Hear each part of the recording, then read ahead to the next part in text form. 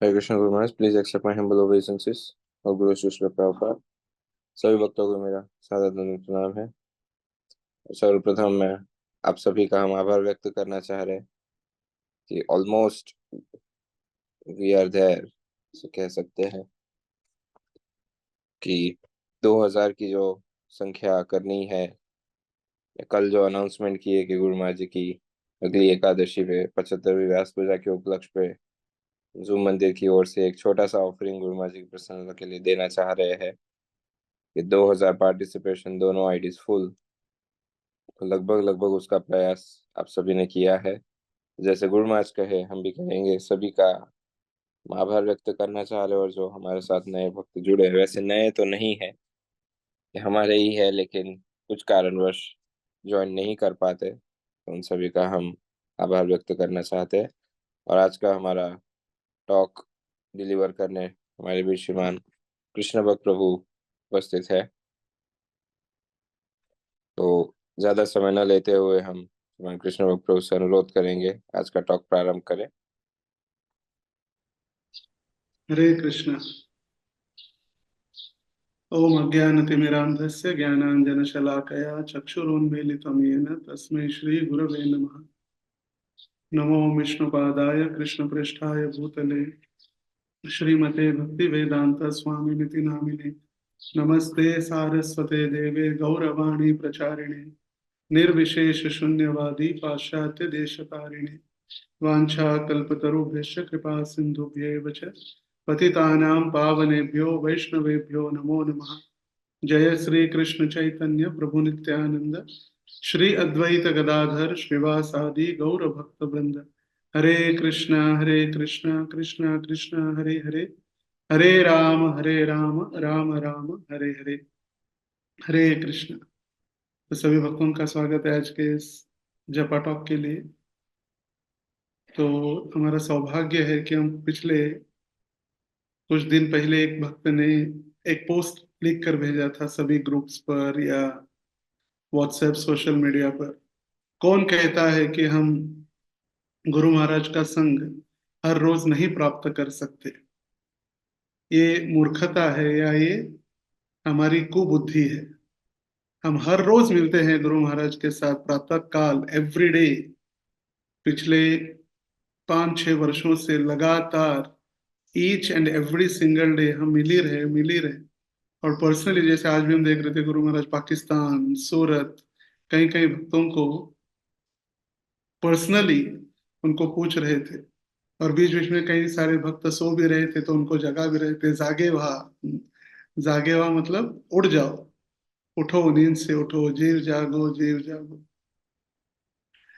तो ये प्रातःकालीन ये जो सत्र है गुरु महाराज जी का, एक हृदय खोल कर गुरु महाराज जी सभी को आशीर्वाद दे ही रहे हैं।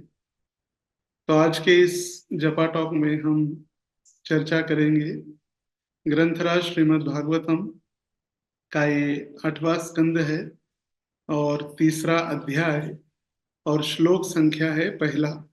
अध्याय का शीर्षक ही है गजेंद्र का मोक्ष। तो प्रभुपाद जी इस तात्पर्य में महामंत्र या जप की विधि का वर्णन कर रहे हैं।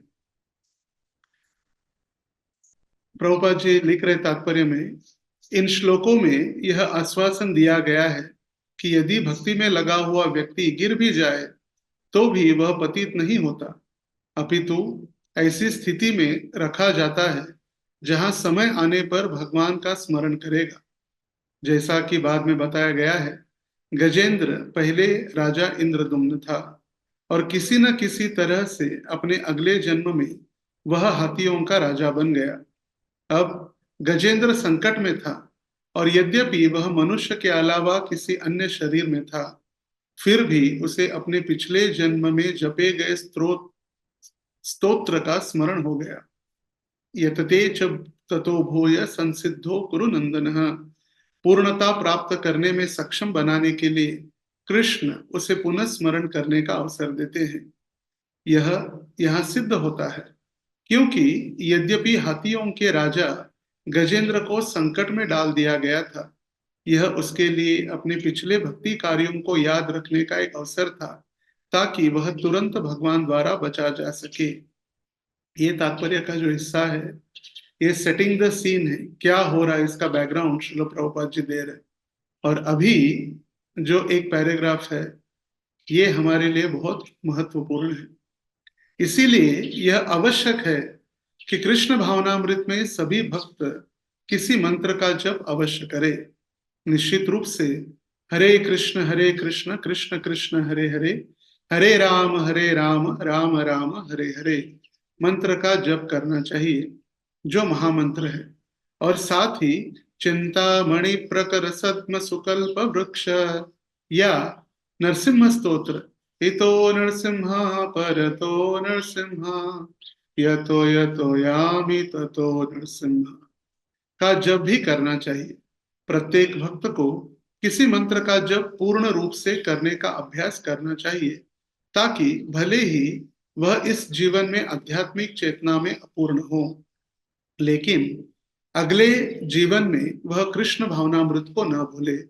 भले ही वह पशु बन जाए, निस्संदेह भक्त को इसी जीवन में अपनी कृष्ण भावनामृत को पूर्ण करने का प्रयास करना चाहिए, क्योंकि केवल कृष्ण तथा उनके उपदेशों को समझकर इस शरीर को त्यागने के पश्चात मनुष्य घर भगवान के पास वापस जा सके। यदि कुछ पतन भी हो तो कृष्ण भावनामृत का अभ्यास कभी व्यर्थ नहीं जाता। उदाहरण के लिए अजामिल ने बचपन में अपने माता पिता के निर्देशन में नारायण के नाम का जप किया, किंतु बाद में अपनी युवावस्था में वह पतित हो गया तथा शराबी, स्त्री शिकारी, दुष्ट तथा चोर बन गया। फिर भी अपने पुत्र, जिसका नाम उसने नारायण रखा था, उसको बुलाने के उद्देश्य से नारायण के नाम का जप करने के कारण वह उन्नत हो गया। यद्यपि यह पाप कर्मों में लिप्त था, इसीलिए हमें किसी भी परिस्थिति में हरे कृष्ण महामंत्र का जप नहीं भूलना चाहिए। यह हमें सबसे बड़े खतरे में भी मदद करेगा, जैसा कि हम गजेंद्र के जीवन से पाते हैं। तो यहाँ पर श्रील प्रभुपाद जी स्पष्ट रूप से वर्णन कर रहे कि किस प्रकार गजेंद्र का उदाहरण देते हुए हमें भी सदैव कृष्ण का स्मरण करने का प्रयास करना चाहिए। हम जितने भी नियमों का पालन कर रहे हैं, फिर वो 4 नियम हो, हरे कृष्ण महामंत्र की 16 माला जप करना हो, या दास दासानुदास बनकर श्रील प्रभुपाद जी के इस आंदोलन में सेवा करना हो, या अर्चा विग्रह की सेवा हो, धाम वास हो, जितनी भी हम सेवाओं के अलग अलग प्रकार है या साधना है, हमारी तपस्या है, इन सभी का एक महत्वपूर्ण या श्रेष्ठ नियम यही है कि हम कभी भी कृष्ण को न भूलें। सततम, जो भगवान को सदैव सतत हम भगवान का स्मरण कर सके और कभी भी भगवान को न भूले, यही हमारा प्रयास है। स्मर्तव्यम सततम विष्णु विस्मृतम न जातुचित। हम जितने भी नीति नियमों का पालन कर रहे हैं, उसका सबसे श्रेष्ठ नियम यही है कि हम सदैव भगवान के नामों का या भगवान का स्मरण करें और भगवान को कभी भी किसी भी अवस्था में न भूलें। तो कई जो बुद्धिमान, अति बुद्धिमान लोग हैं, वो कह सकते हैं, अरे अंततो गत्वा भगवान का स्मरण करना है, तो फिर अब क्यों करें, अब क्यों समय व्यर्थ गंवाए, अभी तो चलो हमारे पास बहुत समय है।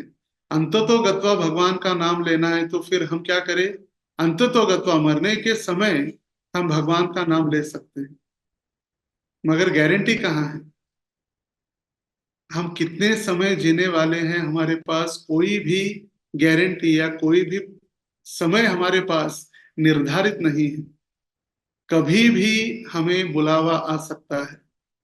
ऐसे नहीं कि हम बूढ़े होने के बाद ही हम मरने वाले हैं, या जवानी है तब तक हमें कुछ होने वाला नहीं है, नहीं। कभी भी कोई भी क्षण हमें, जब हमारी अंतिम सांस जो गिनती करके हमें दी गई है वो जब समाप्त होगी, तो उस दिन हमें इस संसार को त्यागना ही होगा, इसमें कोई दोहराई नहीं है। जैसे गुरु महाराज हमेशा प्रवचनों में पूछते हैं, हाउ ओल्ड आर यू, आपकी आयु क्या है, हम उसको हिंदी में कहते हैं तो आयु क्या है, मगर शब्दशः यदि देखेंगे आप कितने बूढ़े हो गए हैं, हाउ ओल्ड आर यू, आप कितने बूढ़े हैं। और वो व्यक्ति कहता है I am only 21 years old, I am only 16 years old, मैं 16 साल का बूढ़ा हूं, मैं 21 साल का बूढ़ा हूं। तो बुढ़ापे की जो व्याख्या है, जिसका जन्म हुआ है उसकी मृत्यु निश्चित है। और इसीलिए श्रील प्रभुपाद जी कह रहे कि चाहे हम कुछ कारणवश हमारा पतन भी क्यों न हो, भगवान हमारी रक्षा करेंगे। यदि हम भगवान को नहीं भूलेंगे तो कम से कम हमारा पतन, मतलब यदि जैसे यहाँ पर उदाहरण दिया गया है, गजेंद्र को हाथी का शरीर जो प्राप्त हुआ था एक वैष्णव के प्रति, एक साधु के प्रति अपराध करने के कारण, मगर यहाँ पर देखिए इस गजेंद्र ने भगवान को इतनी हृदय से प्रार्थना की, स्वयं भगवान उनको दर्शन देने आए। और इसमें कहानी में ट्विस्ट भी है, प्रणाम किया गजेंद्र ने, प्रार्थना की गजेंद्र ने, भगवान प्रकट हुए गजेंद्र के लिए, और मुक्ति हुई मगरमच्छ की सबसे पहले। तो पूछ सकते हैं अरे ऐसे कैसे होगा, ऐसे कैसे हो गया, क्योंकि गजेंद्र ने तो भगवान को स्मरण किया या भगवान को प्रकट कराया, मगर मगरमच्छ ने कोई भी तपस्या, जो भी उसने गंधर्व की तपस्या की थी, मगर सबसे महान उसकी तपस्या या उसकी नम्रता थी, उसने भगवान के भक्तों का चरणों का आश्रय लिया। गजेंद्र तो भक्त बन गए, गजेंद्र के चरणों का आश्रय लिया था, तो भगवान ने सबसे पहले तदीयानाम समर्चनम, जो भगवान के संगी या भगवान के जो निकटस्थ है, तदीयानाम, उनकी मुक्ति करा दी भगवान। और मगरमच्छ सबसे पहले भगवत धाम चले गए।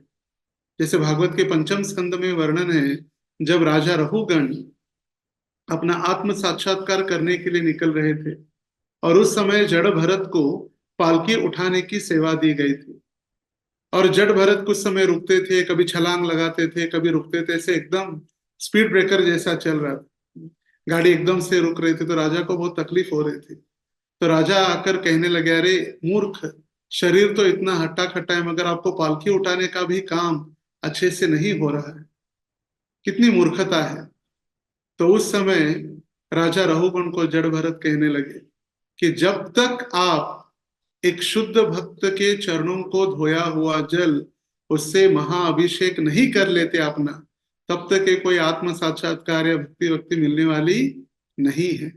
बिना महत्पाद रजोभिषेकम, एक भक्त के चरणों के धोया हुआ जल से आपको अभिषेक करना होगा, और तभी जाकर आपको आत्म साक्षात्कार या भक्ति की में रुचि उत्पन्न होगी। और ऐसे कई सारे उदाहरण हैं जो भगवत भक्तों के चरणों का आश्रय लेने से ही हम भगवान की भक्ति सुचारू रूप से कर सकते हैं। कभी कभी हमें लगता है कि हम ये महामंत्र जप रहे हैं, या हम मंत्रों का उच्चारण कर रहे हैं, या हम भक्ति कर रहे, नहीं। ऐसे कई वैष्णव आचार्य शुद्ध भक्त इस पृथ्वी पर है, इसीलिए हमारे हरे कृष्ण महामंत्र का जप करने की एक चेष्टा कर रहे, या प्रयास कर रहे, या शुद्ध नाम लेने का हम प्रयास कर रहे।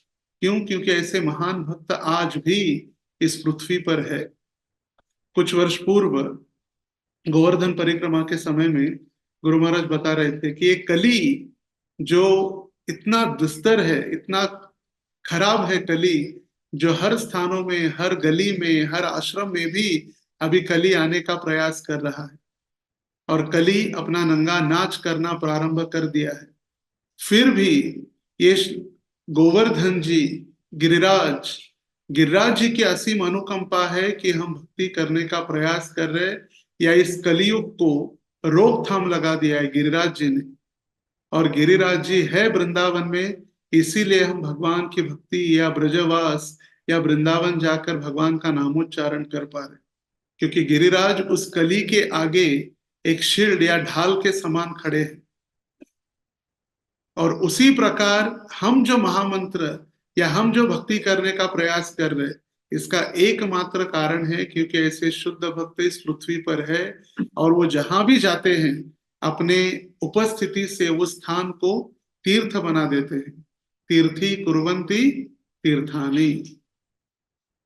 देखिए, कभी कभी हम कोई शुद्ध भक्त या आचार्य गण महामंत्र का उच्चारण कर रहे या कीर्तन करे, हमारी इच्छा न होते हुए भी हमें ऐसा कुछ महसूस नहीं होता, या अष्ट सात्विक विकार प्रकट नहीं हो रहे, फिर भी भगवान को देखते हुए, उस शुद्ध नाम को सुनते हुए हमारे आंखों से थोड़े बहुत अश्रु निकल जाते हैं, हमें समझ में भी नहीं आता।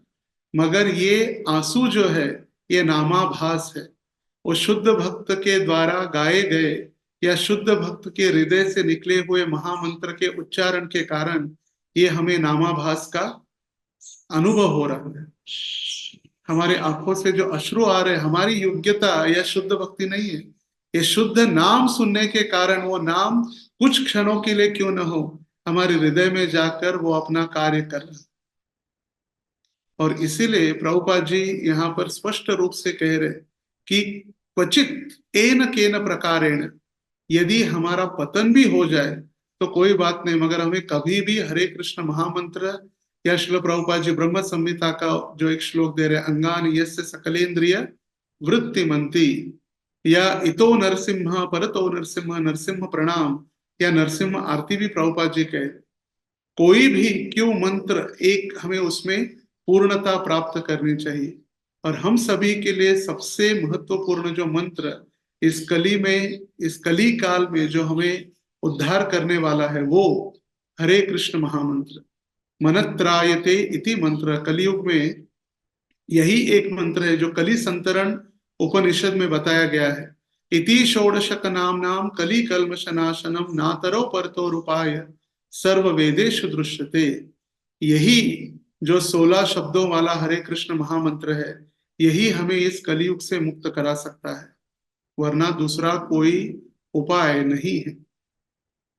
आपने सुना होगा एक दिव्य देशम, जो 108 दिव्य देशम है दक्षिण भारत में, श्री संप्रदाय के प्रमुख आचार्य जो आलवार हुए, उसके उपरांत यमुनाचार्य, फिर रामानुजाचार्य, जो श्री संप्रदाय की श्रृंखला में एक महत्वपूर्ण धाम है वरदराज कांचीपुरम। कांचीपुरम में वरदराज स्वामी आशीर्वाद देने के लिए तैयार है, हमेशा भगवत भक्तों को आशीर्वाद देने के लिए प्रसिद्ध है, इसीलिए वरदराज वर देने वालों में सबसे श्रेष्ठ। तो इनके पास जो इनके भक्त थे गोष्ठी पूर्ण, वो भगवान से उनकी वार्तालाप होती थी या बातें होती थी। तो एक बार रामाचार्य ने पूछा था, क्या भगवान से पूछिए कि भगवान ने भगवत गीता में तो स्पष्ट लिखा है, अंतः काले च मामेव स्मरन मुक्त्वा कलेवरम। यदि कोई व्यक्ति अंत समय में भगवान का नामोच्चारण करता है या भगवान का स्मरण करता है, तभी व्यक्ति भगवान के पास वापस चला जाता है। अपितु यदि कोई भक्त कुछ कारणवश, चाहे वो एक्सीडेंट हो या बीमारी हो, कुछ कारणवश यदि वो भगवान का नाम नहीं लेता, तो क्या होगा भगवान? तो स्वयं वरदराज भगवान कहे, जो स्वयं कृष्ण है,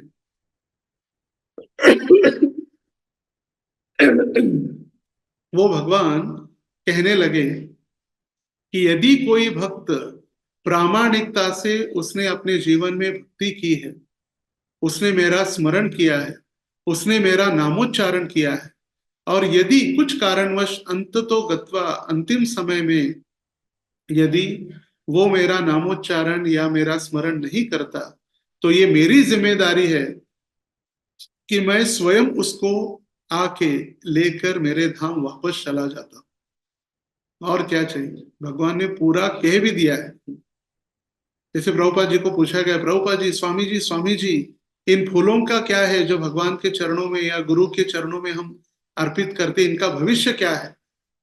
तो स्वामी जी कहे, ये जो पुष्प है, ये पुष्प जिस वृक्ष से या जिस पेड़ से इनको निकाला गया है, और जो पुष्प भगवान की सेवा में लगे हैं, इनका जो पेड़ है, ये पेड़ अगले जन्म में इसको मनुष्य शरीर प्राप्त होगा और ये भगवत भक्ति करके भगवत धाम वापस चला जाएगा। पुष्प भी भगवान के धाम में वापस जा सकते हैं, जो पुष्प भगवान की सेवा में लगते हैं। 1977 में 14-15 जनवरी को श्रील प्रभुपाद जी प्रयागराज में थे, त्रिवेणी संगम, और उस समय निताई गौर वर्ल्ड ट्रैवलिंग संकीर्तन पार्टी या नारद मुनि संकीर्तन पार्टी में निताई गौर सुंदर को लेकर जो बैल वृंदावन से मायापुर के लिए प्रस्थान किए थे, और प्रयागराज में श्रील प्रभुपाद जी उनका दर्शन किए। प्रभुपाद जी कहे कि बैल भी भगवत धाम चले जाएंगे, क्योंकि इन्होंने निताई गौर सुंदर की इतनी सुंदर सेवा कर रहे हैं। तो बैल भगवत धाम जा सकते हैं, पुष्प के पेड़ भगवत धाम जा सकते हैं, या चैतन्य चरितामृत में जिसका वर्णन किया गया है, जो शिवानंद सेन जिनके पास एक कुत्ता था, एक कुत्ते के प्रति बहुत उनका प्रेम था, और एक दिन जब वो उनकी सेवा थी शिवानंद सेन की, सारी यात्राओं में एडवांस पार्टी की सेवा, एडवांस पार्टी मतलब आगे जाकर सारे भक्तों के प्रसाद की निवास की व्यवस्था वे करते थे। तो एक दिन सारे भक्तों के साथ जब निकले तो एक नौका में उनको जाना था, तो नौका के जो मालिक थे या नौका चलाने वाला व्यक्ति था, उसने कहा डॉग्स आर नॉट अलाउड, कुत्तों के लिए परमिशन नहीं है, अनुमति नहीं। तो बहुत दुखी हो गए, तो नदी क्रॉस करके आए, और जब कुछ दिनों के उपरांत जब वो जगन्नाथपुरी पहुंचे, तो जगन्नाथपुरी में उन्होंने देखा कि स्वयं चैतन्य महाप्रभु जगन्नाथ जी का महाप्रसाद अपने हाथों से उस कुत्ते को खिला रहे, और वो कुत्ता आनंद से कृष्ण प्रसाद या जगन्नाथ जी का प्रसाद स्वीकार कर। तो क्या वो भगवत धाम नहीं जाएगा? जो कृष्ण के हाथों से प्रसाद स्वयं प्राप्त कर रहा है, ऐसा कुत्ता भी भगवत धाम जा रहा है। और वही चैतन्य महाप्रभु जब वृंदावन की यात्रा में झारखंड से होते जा रहे थे, तो झारखंड में चैतन्य महाप्रभु ने हिरण और शेर बाघ को भी चुंबन करने के लिए लगाया, कृष्ण प्रेम के कारण।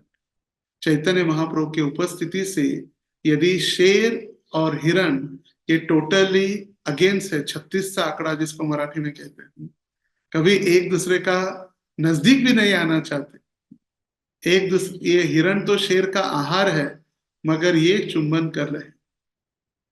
तो ये है भगवान के भक्ति की शक्ति, जो सदैव भगवान हमें उनकी सेवा में लगाने का जो अथक प्रयास आचार्य जो कर रहे हैं, इसी हरे कृष्ण महामंत्र या भगवत भक्ति के कारण। और हम सभी के लिए जो सबसे महत्वपूर्ण मंत्र हरे कृष्ण महामंत्र के विषय में श्रील प्रभुपाद जी यहाँ पर हमें समझा रहे हैं। श्रील प्रभुपाद जी कह रहे कि भले ही वह इस जीवन में आध्यात्मिक चेतना में अपूर्ण हो, लेकिन अपने अगले जीवन में वह कृष्ण भावनामृत को न भूले, भले ही वह पशु बन जाए, क्योंकि भक्ति का जो अकाउंट जो है, ये भक्ति का अकाउंट कभी भी खत्म नहीं होने वाला है। भक्ति का अकाउंट कभी भी समाप्त नहीं होता, ये चिन्मय अकाउंट है, ये कंटिन्यू एक जीवन के उपरांत दूसरे जीवन में भी चलते रहेगा। इसीलिए भक्ति को चिन्मयी कहा गया, चिन्मय, जो कभी भी नष्ट नहीं होती है। यदि इस संसार में हमारे पास कुछ धनराशि बैंक में है, तो हम ये शरीर छोड़ने के बाद यदि पुनर्जन्म हुआ और भगवत कृपा से हमें मनुष्य शरीर भी प्राप्त हुआ, और हमें याद आया कि इस बैंक में हमारे पास 1-2 करोड़ रुपए रखे हैं और चलो हम लेकर आएंगे, मिलने वाले हैं? नहीं मिलने वाले। धक्का मार कर सिक्योरिटी गोली मार देंगे अगर हम ज्यादा आवाज करेंगे तो, निकाल देंगे बाहर। मगर भगवान इतने कृपालु है कि जहां तक हमारी भक्ति रुक जाती है, उसी क्षण से या उसी बिंदु से हमारी भक्ति पुनः प्रारंभ होती है।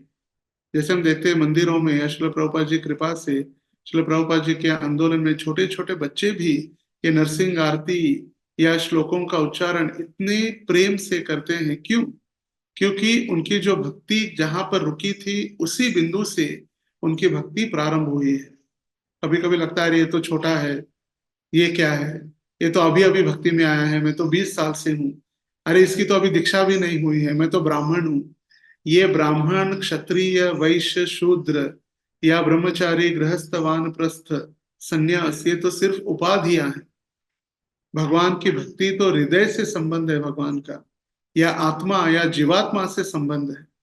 शरीर या शरीर की उपाधियां तो इस संसार में हमें प्राप्त हुई है कि ये ब्रह्मचारी है, ये गृहस्थ है, वानप्रस्थी है, ये सन्यास है, ये तो ब्राह्मण है, ये तो शूद्र है। नहीं, ये तो सिर्फ इस शरीर की उपाधियां है। मगर भगवान की जो भक्ति है जीव या आत्मा से संबंधित होने के कारण ये कभी भी शारीरिक दृष्टिकोण से इसका कोई संबंध नहीं है। इसीलिए कोई छोटा वैष्णव बड़ा वैष्णव नहीं है। भगवत भक्तों के प्रति जो पहला नाम अपराध है, हरे कृष्ण महामंत्र जो जप करते हैं या प्रचार कर रहे हैं, ऐसे भगवत भक्तों को के प्रति हमें अपराध जो करते हैं उसका तुरंत हम नाम अपराध के कारण हमारी नाम रुचि नष्ट हो जाती है। क्योंकि हम क्या देख रहे हैं, उसके शरीर के या उसके वस्त्रों से हम उस भक्त को गिनने का प्रयास कर रहे हैं। जैसे प्रभुपाद जी उदाहरण के लिए बता रहे हैं, अजामिल ने अपने बचपन में पिता के निर्देशन में नारायण का जप किया, किंतु बाद में युवावस्था में वो पतित हो गया, शराबी, स्त्री शिकारी, दुष्ट, चोर बन गया। मगर उसने अपने पुत्र का नाम रखा था नारायण। और नारायण नारायण वो कह तो रहा था, मगर नारायण है किसका नाम? ये कोई साधारण व्यक्ति का या अजामिल के पुत्र का नाम नहीं। नारायण नाम तो स्वयं भगवान श्री नारायण विष्णु कृष्ण का है। और इस नाम उच्चारण के कारण उनको एक सेकेंड चांस मिला, जिसे प्रभुपाद जी ग्रंथ लिखे सेकेंड चांस, आणि ओशाळला मृत्यू, मराठी में उसका अनुवाद किए, आणि ओशाळला मृत्यु। मृत्यु साक्षात उनके द्वार पर आकर वापस चले गए विष्णु दूतों की कृपा से। और फिर उनको पता चल गया कि ये नाम ही, देखिए यहाँ पर हम देख सकते हैं, अजामिल शराबी बना या स्त्री शिकारी बना, कुछ क्षण ही उसने देखा था जंगल में या वन में जहां पर वो पुष्प चयन करने के लिए गया था। वहां पर जो शूद्र और शूद्राणी या शूद्र या जो वैश्या थी, उनके जो अनैतिक कार्य जो चल रहे थे या जो गलत कार्य वो कर रहे थे, कुछ क्षणों के लिए देखकर अजामिल का इतना पतन हुआ, जिसको प्राय 80 साल लगे वो बीतते बीतते। तो हम तो एडवर्टाइजमेंट, हमारे मोबाइल और सारे संसार में कितना ये नंगा नाच देख रहे, तो हमें कितने साल लगेंगे, कभी कभी ये सोचने का विषय है। अजामिल ने कुछ गिने चुने क्षण ही ये देखा तो उसका मन इतना विचलित हो गया। 80 साल तक, जब उसके 80 साल में उसका 10वां पुत्र नारायण जन्म लिया, तब जाकर ये नारायण नारायण नारायण कहते कहते उसको विष्णु दूतों का दर्शन। कुछ क्षण, और हम तो कितना, हमारी जवानी या हमारा पूरा जो जीवन ही ऐसे कार्यों में व्यतीत हो जाता है, तो कितना हमारे लिए संकट बन सकता है। और इसीलिए हमें जब महामंत्र या भगवत भक्ति में हम लगते हैं, तो हमें कभी ये नहीं समझना चाहिए कि हम बहुत बड़े भक्त बन गए, या हम जप कर रहे हैं, या हम अभी श्लोकों का उच्चारण कर रहे हैं, या हम बहुत बड़े प्रचारक हैं। नहीं, ये गुरु और कृष्ण की कृपा से ही हम जो भी कर रहे हैं उनका आशीर्वाद है। इसीलिए नम्र बनकर ही हमें इन सभी भक्तिमय कार्यों में लगना अनिवार्य है। हमारी कोई शक्ति नहीं है कि हम जप करें या हम मंत्रों का उच्चारण करें या भगवान का स्मरण करें। जो गुरु और वैष्णव गण है या वैष्णव भक्त वृंद है, उनकी अहेतुकी कृपा है जो हम भगवान का स्मरण कर पा रहे हैं, हम भगवत भक्ति में लगे हैं, या नाम जप कर रहे हैं, या विग्रहों की सेवा में लगे हैं। और इसीलिए जब हम विग्रह सेवा के लिए जब गर्भगृह के अंदर प्रवेश करते हैं, वहीं पर हमें गर्भगृह के अंदर प्रवेश करने के पहले ही प्रार्थना की जाती है। प्रार्थना होती है, हे गुरुदेव, हे गुरु महाराज, हमें क्या कीजिए, हम अनादि काल से इस भौतिक संसार में अटके हुए, आपकी अहेतुकी कृपा से आपने इस गंदी नाली से हमें उठाकर भगवान के चरणों में एक धूलि का कण बना के रख दिया है। और अभी आप मुझे आशीर्वाद दे, मुझे अनुमति दे कि मैं भगवान की सेवा में कर सकूं, जिसको भूत शुद्धि कहा जाता है।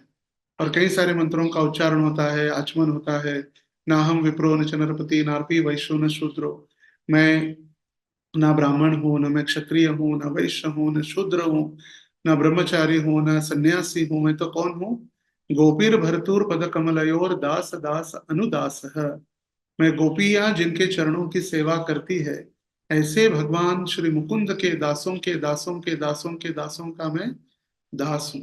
और ये प्रार्थना होने के पश्चात हम गर्भगृह में जाते हैं। श्री गुरु प्रेमानंद परमानंद फलप्रद ब्रजानंद प्रदानंद सेवायाम माम नियोजय। हे गुरुदेव, श्री गुरु परमानंद, जो परमानंद को प्रदान करने वाले हैं, प्रेमानंद, हमें प्रेमानंद, जो परमानंद है कृष्ण की भक्ति का प्रेमानंद या जो आनंद है, हमें प्रदान कीजिए। श्री गुरु प्रेमानंद परमानंद फलप्रद, हमें प्रदान कीजिए। ब्रजानंद प्रदानंद, और ब्रज में जो गोपियां या ब्रज का आनंद जो है वो भी हमें प्रदान कीजिए। ब्रजानंद प्रदानंद सेवायाम, आनंद सिर्फ दीजिए नहीं, कैसे दीजिए? सेवायाम माम नियोजय, इस सेवा के अवसर से या सेवा के रूप से हमें इस ब्रज का आनंद हमें प्रदान कीजिए।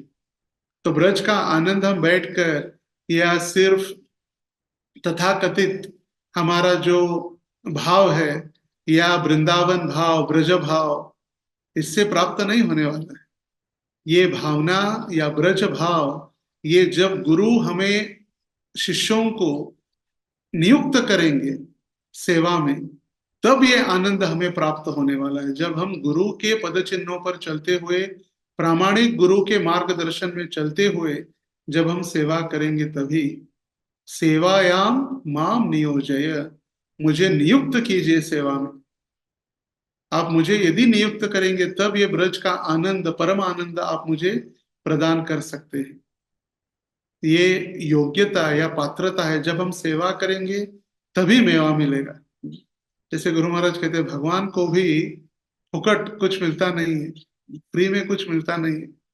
भगवान को भी वृंदावन के वन में जाने के बाद, एक दो असुरों का वध करने के बाद ही दोपहर का भोजन खाने के लिए समय मिलता है। तो हम ऐसे कहे कि हम कुछ नहीं करेंगे, भगवान हमें आपकी कृपा, अहेतु की कृपा प्राप्त हो। कृपा है मगर उसके लिए सेवा भी है। और इसीलिए श्रील प्रभुपाद जी लिखते हैं, जहां भी श्रील प्रभुपाद जी भक्ति शब्द लिखे, डिवोशनल सर्विस, भक्तिमय सेवा, हर ग्रंथ में, हर जगह पर जहां पर प्रभुपाद जी लिखे भक्ति भक्ति भक्ति, वहां पर प्रभुपाद जी लिखे हैं devotional service, not only devotion, devotional service. क्योंकि भक्ति सक्रिय है, निष्क्रिय नहीं है। हम एक स्थान पर बैठकर आराम से हम भजन करें और हमें लगे कि अष्ट सात्विक विकार प्रकट हो, नहीं।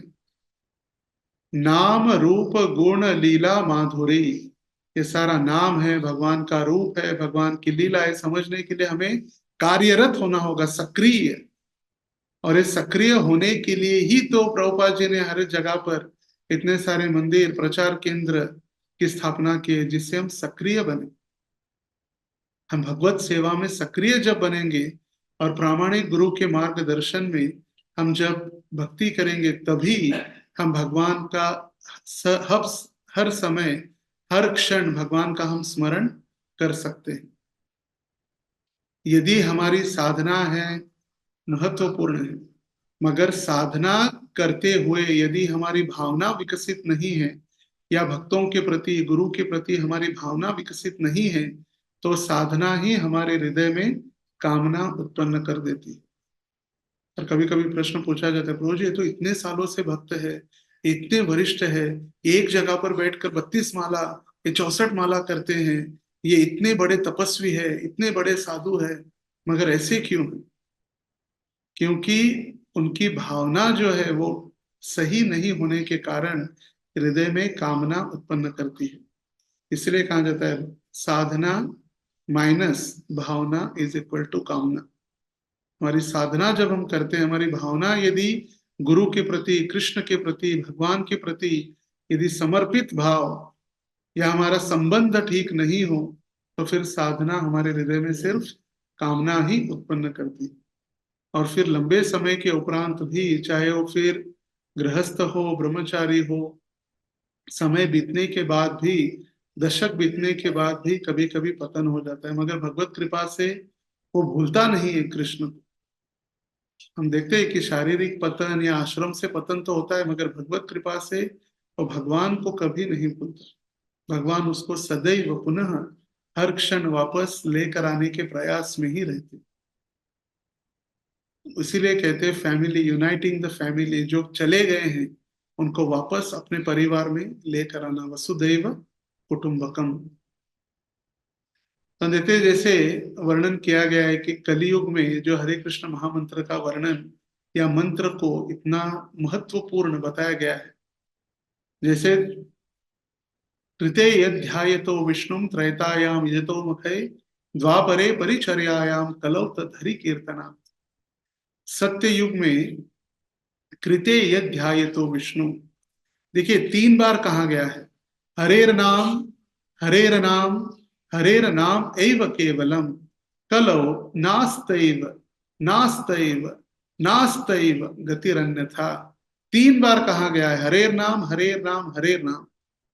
तो मैं सोच रहा था ये 3 बार हरे कृष्ण हरेर नाम कहा गया है या भगवान के नामों का विषय में बताया गया है। तो कृते यद ध्यायतो विष्णु, कृते मतलब सत्य युग में भक्त ध्यान करके भगवान की प्राप्ति करते। तो जैसे ध्रुव महाराज भक्ति किए भगवान का ध्यान करते हुए, मगर उनके आध्यात्मिक गुरु नारद मुनि ने उनको मंत्र ही दिया था, 12 अक्षर मंत्र, ओम नमो भगवते वासुदेवाय। देखिए सत्य युग में भी भगवान का नाम था, कृते यद ध्यायतो विष्णु त्रैतायाम यजतो मखय। त्रेता युग में मखय मतलब यज्ञ, बड़े बड़े यज्ञों में आहुति देकर भगवान की प्राप्ति हो सकती थी। तो यज्ञ में जब आहुति दी जाती है तब क्या होता है, भगवान के नाम का ही उच्चारण होता है। इदम कृष्णाय स्वाहा, इदम न मम, इदम अच्युताय स्वाहा, इदम न मम। ये अच्युत भगवान के लिए है, ये मेरे लिए नहीं है। ये गोविंद के लिए है, ये मेरे लिए नहीं। मतलब त्रेता युग में भी भगवान का नाम उच्चारण है। द्वापरे परिचर्यायाम, द्वापर युग में भगवान के अर्चा विग्रहों की सेवा करके, परिचर्या भगवान की आराधना करके विग्रहों की भगवान की प्राप्ति होती थी। तो आज भी हम जब विग्रह, और उस समय भी देखिए विग्रहों की सेवा आज भी होती है, उस समय भी होती है।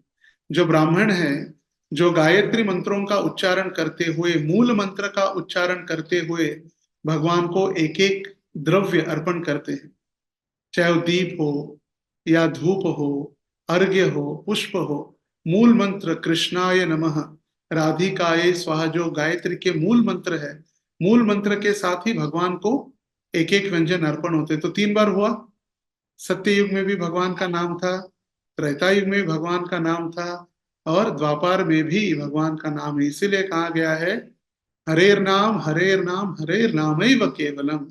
अभी नास्तैव, नास्तैव, नास्तैव। कलयुग में हम ध्यान तो नहीं कर सकते। चलो ओम नमो भगवते वासुदेवाय मंत्र मिल गया नारद जी के द्वारा, हम भी ले लेंगे। या रामानुजाचार्य ने श्री रंगनाथ जी के मंदिर के ऊपर चढ़कर भव्य घोषणा कर दी, सभी आइए उच्चारण कीजिए ओम नमो नारायणाय, सभी भगवत धाम चले जाएंगे। तो गुरु महाराज कह रहे कितना मूर्ख है, मैंने तो कहा था ये गोपनीय मंत्र है, इसके लिए नर्क जाना पड़ेगा। तो कहे चलो ठीक है, इतने सारे भक्त यदि भगवत धाम वैकुंठ चले जाएंगे तो मैं नर्क जाने के लिए तैयार हूं। तो ये मंत्र मिल गया, मगर हम ध्यान तो नहीं कर पाएंगे, क्योंकि ध्यान इस कलयुग की स्थिति या कलयुग का युग धर्म है ही नहीं। जैसे ही ध्यान करने के लिए बैठ जाए कब नींद लगेगी पता ही नहीं। जब माला हाथ में लेते ही ऐसे कभी कभी नींद, कई सारे भक्तों को देखा है, हाथ में माला आते ही बस मन शांत, आंखें बंद। तो है ही नहीं इस कलयुग के लिए ध्यान धारणा।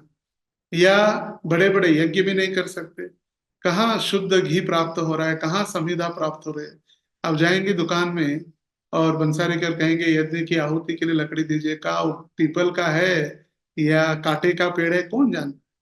जिसको समीधा तो कहते हैं, समीधा तो पीपल, आम, ऐसे वृक्षों की समीधा होती है। और कहाँ ब्राह्मण है जो अपने मंत्रों से अग्नि का अग्नि का प्रवेश या अग्नि को प्रज्वलित कर रहे हैं। आधा किलो तो कपूर ही पहले ऑर्डर दिया जाता है, यज्ञ में ध्यान से कर्पूर लेकर आना। कर्पूर नहीं रहेगा तो अग्नि कहाँ से जलेगी। और तीसरा जो अर्चा विग्रहों की सेवा, सनातन गोस्वामी के हरि भक्ति विलास के अनुसार यदि हम श्री विग्रहों की आराधना करें तो हमें बाथरूम के बाजू में ही चेयर लगाकर बैठना होगा। शरीर के कुछ भी अंगों को स्पर्श किया जाए तो तुरंत स्नान, ऐसे होगा नहीं होगा। इसलिए प्रभुपाद जी ने जो सार है, जो 5 कार्य जो चैतन्य महाप्रभु के चैतन्य चरितामृत में वर्णन किया गया, सबसे पहले भक्तों का संग, नाम संकीर्तन, भागवत श्रवण, मथुरावास, श्री विग्रह आराधना। इसके आधार पर जो श्रील प्रभुपाद जी ने मंदिरों में हमें प्रातःकालीन कार्यक्रम या मंदिरों में सेवा दी है, इसमें पूरे भक्ति के 5 अंग हम हर रोज उसको निभा सकते हैं।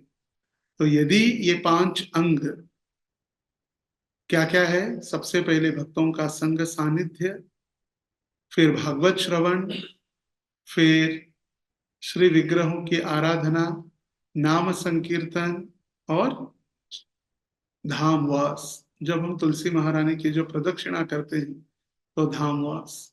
तो ये 5 कार्य यदि हम करेंगे श्रील प्रभुपाद जी और हमारे पूर्ववर्ती आचार्य गुरु के मार्गदर्शन में, तो निश्चित रूप से हम भगवान का हर क्षण हर समय भगवान का स्मरण हम कर सकते हैं।